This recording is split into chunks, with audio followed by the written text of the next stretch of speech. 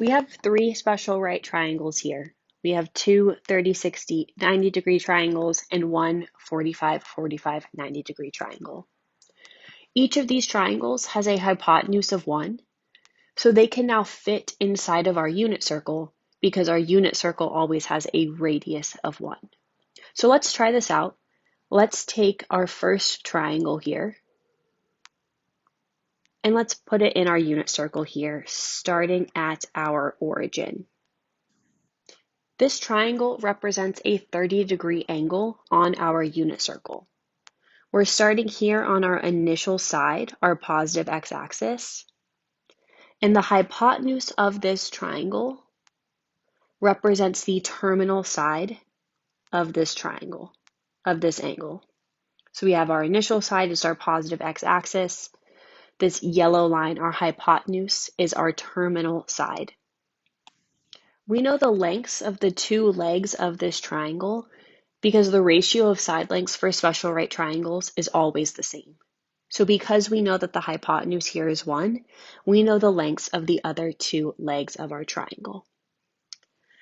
If we take this point right here, where our unit circle intersects with the terminal ray of our 30-degree angle, we know that the coordinate of this point is going to be square root of 3 over 2, 1/2. We know this because when we are looking at this triangle here, 3 or square root of 3 over 2 represents our horizontal movement. So we're starting at our origin. To get to this point, we are going over to the right, square root of 3 over 2. And then our vertical movement is going to be 1/2. We're going up 1/2 to get to that point. So we know the coordinates are going to be square root of 3 over 2, 1/2. We also know when we're dealing with angles on the unit circle that the x and the y coordinates of the intersection point of the terminal ray and the unit circle, so this yellow point right here, are going to represent the cosine and sine of that angle respectively. So what we know is that the cosine of 30 degrees is going to be equal to the square root of 3 over 2, or the x value of that coordinate. And the sine of 30 degrees is going to be equal to 1/2, or the y coordinate of that point. So we have now determined cosine and sine of 30 degrees by looking at our unit circle here. So let's do the same thing, and let's try this out with our 45, 45, 90-degree triangle. So I've removed our 30, 60, 90-degree triangle, and let's move our 45, 45, 90-degree triangle into its place here.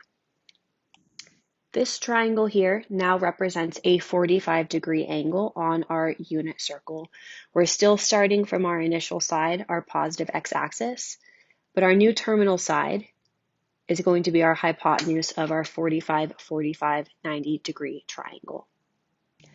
Again, we can figure out the coordinates of this point right here, where our terminal ray intersects with our unit circle, by looking at the lengths of the legs of this triangle. So we know the hypotenuse is 1. So using the ratios that apply for every 45, 45, 90-degree triangle, we know that both of the lengths of our legs are going to be square root of 2 over 2.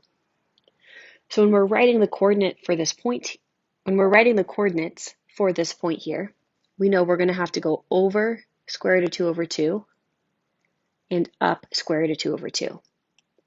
So those are going to be the coordinates of this intersection point, the point where our unit circle intersects with the terminal ray of our angle. So the same pattern applies here.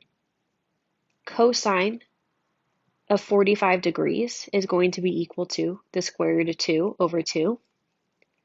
And sine of 45 degrees is going to be equal to the square root of 2 over 2 as well. Let's do this one more time with our other 30, 60, 90-degree triangle. The side lengths, the ratios are all the same, but let's look from the perspective of the 60-degree angle. So this triangle here represents a 60-degree angle written in standard position.